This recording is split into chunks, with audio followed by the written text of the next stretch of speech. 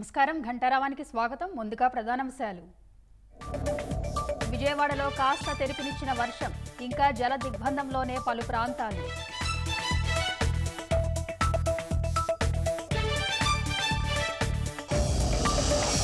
నీటిలోనే నానుతున్న గుంటూరు నగరం, ఇళ్లలోకి వరద చేరి స్థానికుల తీవ్ర అవస్థలు.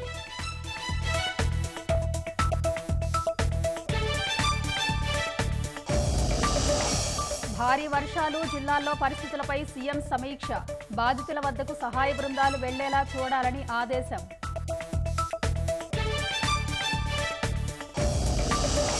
తెలంగాణలోనూ ఎడతెరిపి లేకుండా కురుస్తున్న వానలు, హైదరాబాద్లో కాలనీల్లోకి వరద చేరి స్థానికుల ఇబ్బందులు.